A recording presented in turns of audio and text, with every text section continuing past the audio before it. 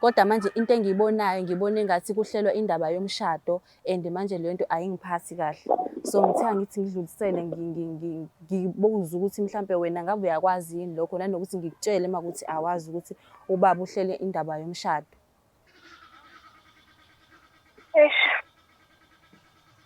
Angazi-ke. Angazi ngizoyibeka kanjani le nto. Yebo mama, ngilalela. Kunento ekanjena yezwa. Okay. Nami nginomndeni wami ngala. Hayibo. Yingakho ngingasabuyela ekhaya. Nomndeni wakho? Kanjani? Ima-ke unomndeni wakho kanjani manje? Ngichazele kahle. Lalela phela ungakhulumeli phezulu. Lento kanjena kunengane la enginazo ubhuti wakho omncane lo sasibakho. Mina engingabazi. Ngishadile.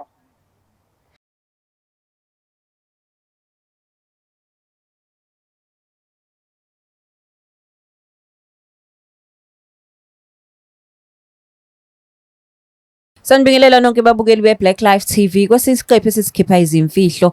Namhlanje sihleli nodadewethu othi-ke nakunodaba afisa uludingida noma wakhe. Sawubona njani? Yebo saphila, sisunjani? Ngiyaphila. Ngicela ubingelela ababukeli emakhaya usho ukuthi uqhamuka kuphi nendawo.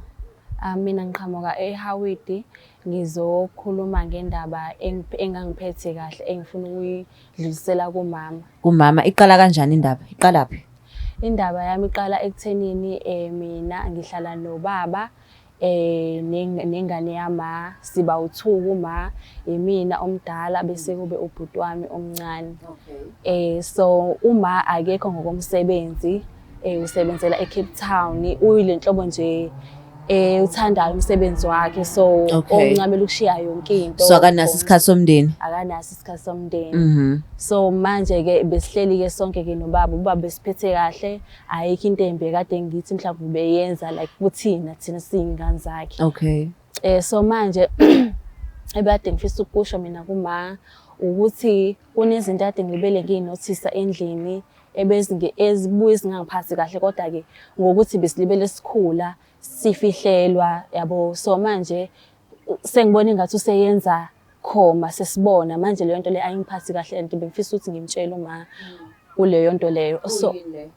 So ubaba ubekade ebe nomuntu ahlekisana naye, abekade emfihlile besingaboni, ngoba besibona nje endlini mhlampe kwezinye iy'nsuku kushintshiwe i-bedding, uhlobo lokudla, mhlawumbe uthi ngisafunda uthole ukuthi sizobuya kuphekiwe kahle nje, asazi ukuthi kuphekwe ubani, kodwa kube ukuthi yabo asinaki izinto ey'ncane kanjalo. So manje kwaya sabona izinto zomuntu wesifazane esingazazi endlini yababa engezona futhi ezama. Sibuza ubaba aphike athi asinganaki thina siyingane nani. Okay, kwaba ukuthi-ke iyakhula lento le. Hayi nangampela kwakuthi ubaba siyagcina siyathola sengikhulile sengimdala, ngiyagcina sengiyathola ukuthi ubaba ngathi unokujolela umama-ke. So umama akazi because isikhathi esiningi usuke engekho ekhaya. Mawuthi isikhathi esiningi usuke engekho ekhaya mhlampe uba away from home isikhathi singanani?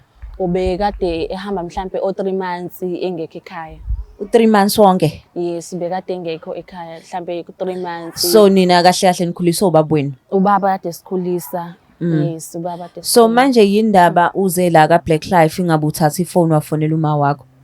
Ukuthi ngizothi uma ngithatha ifoni mhlampe uma ongenze ukuthi ngangikholwa lento engishoyo, or ubaba mhlampe athole ubaba ndlela thizeni mhlampe mhlawumbe angishaye, angivele ngacabanga kwakuningi ekhanda lami ngathi ngcono mhlampe ngibe kude nasekhaya ngizosho mhlampe ngizokwazi ukuthi ningisize. Okay, ngiyabona ukujola kwababa wakho and everything, but yini ekuphushile ukuthi uzuzusho la ka-Black Life? Into engiphushile ukuthi ngibulibele ngibona ukuthi ngathi kulungiselelwa indaba yomshado, bekusangcono kade bengekho ngcono, kodwa benginaloko kuziba ukuthi okay basaphusha kumjolo wabo, kodwa manje sekuze kwafika iphuzu lokuthi ngathi sebezoshada manje bebefuna ukushada ukuthi engakofiki. So manje angisazi isizathu salokho ukuthi senziwa yini. Ngcono ngisheshe ngimtshele umama ukuthi kukhona into eyenzakala enkulu futhi ngoba kukhulu ukuthi beshade engazi yena. Wena uzwa ngoba ukuthi kubhizi kulungiselela umshado?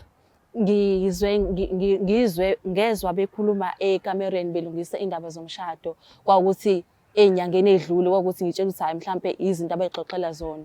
Kanti into iyaqhubeka ngiyabona endlini ushintsho nje izinto ey'thengwayo ukuthi hhayi ngempela kulungiselela indaba yomshado. Kulungiselela umshado. Uma ucabanga uma wakho uzoyithatha kanjani le ndaba azi ukuthi yena sekuzoshadwa? Angifuni ukuqamba amanga uzophatheka kabi kakhulu ngoba manje uzokwazi ukuthi yena uhambe ngokomsebenzi umama and ngiyathemba ukuthi la ekhona akagangi. So naye unethemba lokuthi umyeni wakhe la ekhona yabo akanankinga. That's interesting into oyishoyo ukuthi na ngoba ehlezi engekho unethemba lokuthi akagangi. Wazi ngani ukuthi mhlawumbe ubaba wakho khonto ayitholile emenza adine decide ukuthi no ngishada lo mamncane wenu? Angeke ngize ngibe naso isiqiniseko salokho kodwa ngiyethemba ukuthi njengabantu abathandanayo ekulithi mhlampe ngabe ngiyazi umama wangitshela ukuthi mhlampe bahlale phansi bakhuluma or ubaba khona into ayitholile ngaye. So since kungabanga khona lutho ongatholanga call from umama engitshela into ekanje kanje, ngiyathemba ukuthi ushuthi akazi lutho ngalento le. Ingakho ngifisa ukuthi ngidlulise yena umbiko ngibuza ukuthi kanti kwenzakalani, ngabe uyakwazi yini nalokho. Yo, ngiyayizwela ke babukele emakhaya. Uthi-ke na ufuna ukutshela uma wakho ukuthi hayi bo na ukukonakala bo nangubaba efuna ukushada wena usahleli lapha koKapa uthi-ke nophusha i-career yakho. Asimuze umama uthi uzothini.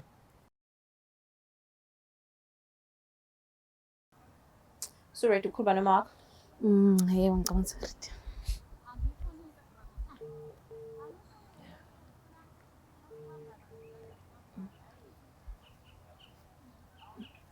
Hello? Sawubona njani? Ngiyaphila njani? Ngiyaphila. Ukhuluma noLungistar ka Black Life TV. Kuhlelo sisikhipa izimfihlo. Singakwazi ukukhuluma? Yebo singakwazi. Ngiyabonga kakhulu. La e-studio ngihleli nendodakazi yakho ithi kunodaba afisa ukutshela lona. Ngisacela umlaleli. All right. Okay, ngiyabonga. yebo sawubona mama. Yebo sawubona ngani yami? Yebo kunjani? Ngiyaphila njani? Yebo hayi kuyaphileka. Mama bekade kukhona into kade ngifuna ukuthi ngidlulisele kuwena, so manje angazi umi kanjani lapho singakhuluma.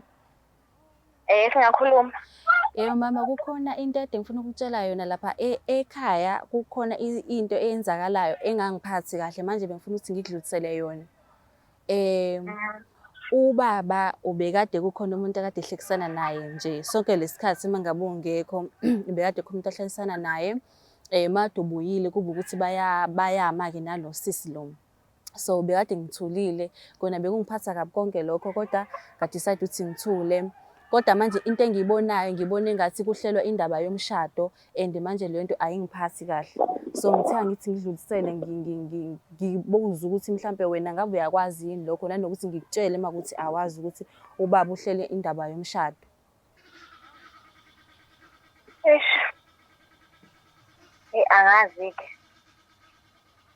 Angazi ngizibeka kanjani lento. Yebo mama ngilalela. Kunento kanjena yezo. Okay. Nami nginomndeni wami ngala. Hayibo. Ingakho ngingasabuyela ekhaya. Nomndeni wakho? Kanjani? Ima-ke unomndeni wakho kanjani manje? Ngichazele kahle. Lalela phela ungakhulumeli phezulu. Lento kanjena kunengane la enginazo ubhuti wakho omncane lo sasibakho. Mina engingabazi. Ngishadile. Ima-ke mama, okay, understand. Mina bekade uzongitshela nini sonke lesikhathi ukuthi wena ushadile. Mina sihleli thina le ekhaya silinde wena sizitshela ukuthi mina bengitshela ukuthi bengingakuphikela ngayo yonke indlela njengoba bekade kwenzeka izinto la ekhaya kanti wena lapho uhleli wenza izinto zakho.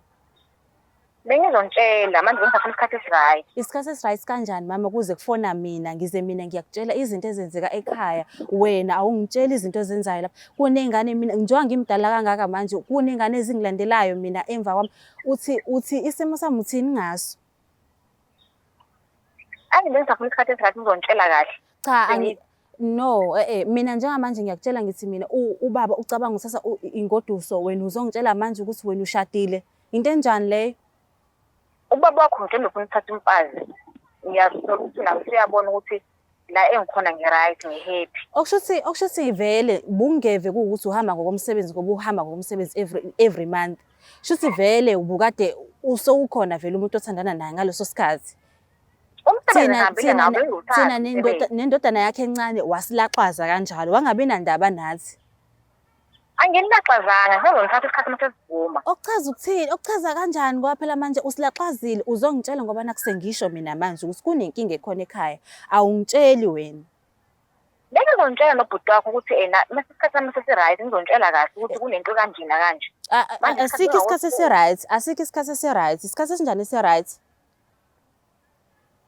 Isikhathi esinjani ngempela esi-right ngoba mina ngizamile ngako konke esamandleni nami ukuthi ngitshele bengangiphathi kahle ukubona omunye umuntu wesifazane lapha ekhaya ngoba nginethemba ukuthi umama akazuthini la ekhona.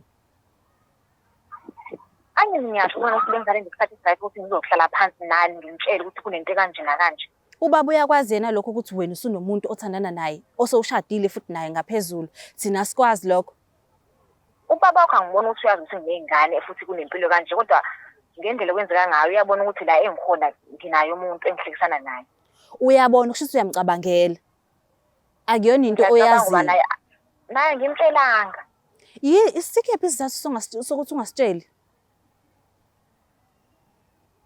Izinto zihambe bese kushesha angazi ngakutshela kanjani bese kushesha. Yabona nje mama yazi wavele kwawena nje wangikhuba umoya ngayo yonke lento le bengithi mina ngithi uma wami mina uyiphethe kahle angazi lokho ngikuzwa ngiyakweshwama ngawe angazi ukuthi ngizothini. Lalela phela lokho bengazi ukuthi uzothatha kanjani esikoleni ungahambi kahle ngisencwadini. Listen why bukade ungamtshela ubaba mina ngize ngizonda umuntu ngala kanti wena uyazazi vele ukuthi vele uzihambela indlela zakho. Angifuna uhambe kahle nasesikoleni ungastresswa yimina ngala ube ubaba wakho ngala uyastress. Kuzongisiza ngani ngoba manje kuyangistressa ke njengamanje ukuthi mina sengizobhekana nobaba nalomuntu azongishada manje. Sizoyilungisa lento singumndeni hlaleni phansi. Hayi yabona nje mama Bandla yazini angazi Bandla ngicela nje yenza ngendlela yakho obona ngayo ngoba manje mina bengithi ngizosiza kanti vele wena uyazi ukuthi u-right uhappy la khona awubuyi futhi ekhaya so hayi Bandla kulungile asale sesiyeka kanjalo. No cha hayi bye bye hayi. Yo. Wow. Okay, so the reason ehleze engekho ingoba kunomndeni awunakekelayo nezingane zakhe ezinye. Ukuthi nje okungiphatha kabi ukuthi ubengabuyi sonke lesikhathi kanti yena uyazi ukuthi kushuthi vele ubeka nomuntu. Okubhlungu ukuthi mina bengafa ngifela lokho ukuthi umama la ekhona uyiphethe kahle. Uyiphethe kahle ngikuzwile akanayo inkinga uyasebenzela because imali ubeyifaka. Imali beyifaka futhi ekhadini lami because ubaba vele nawe uyasebenza ngala ecaleni. Manje yonke engiphatha kabi ukuthi konke sonke lesikhathi unakela umndeni wakhe. Uzizwa unjani kodwa ngoma wakho ke manje? Ngibhlungu emoyeni, ngibhlungu angazi futhi ukuthi umfana lo wakho omncane ngizothini kuyena. Ukuthi sina silandelwa abanye kanti vele eceleni. Shuthi nje wade libele ebuya bese vele sezikhona ezinye ngoba yena umfana lo khona omncane. Kukhona abanye njengoba esho ukuthi kukhona omunye othe kuba mdala kunalomunye. Sure. Oh, yazi yanzima. So you kahle ubaba wakho uyena kade limala la. Nami lento engiyibona ukuthi okushuthi manje akusasiza ukuthi ngizonde lo muntu lo obekade ngithi ngiyamzonda ngiyazama futhi ngayo yonke indlela ukuthi ngiyamzonda kodwa ngiyabona ukuthi akusasiza ukuthi ngimzonde. Ngoba manje ngiyabona ukuthi okushuthi nobaba la uhappy la ekhona. Ngoba manje uzoshada manje umuntu wesilisa egcineni kosuku. Kodwa ngisho ukuthi ngiyakuvuna lokho kodwa ke nomama ngendlela enza ngayo ayingiphathi kahle. Ayingiphathi kahle ngempela. Inkinga ukuthi ke nasesiphelile isikhathi sethu kodwa bengizothanda bakithi ukufonela ubaba simuze lakhe iside ukuthi kena bethini kodwa ke mhlambe sobuye sikuthinte sizwe ukuthi yena ubaba uthini ngeside lakhe. Ngiyizwela ke babuyele emakhaya umama ulokho ehamba kanti yena unomuzi wakhe ngalesi lokho sisola ubaba ngala kanti mhlambe ufihla amanxeba nawo uthi akawapholise ngokuthi naye ashade aqhubeke ngempilo. Siyabonga kakhulu ku Black Life TV. Please like and share and subscribe. It's the Black Life TV.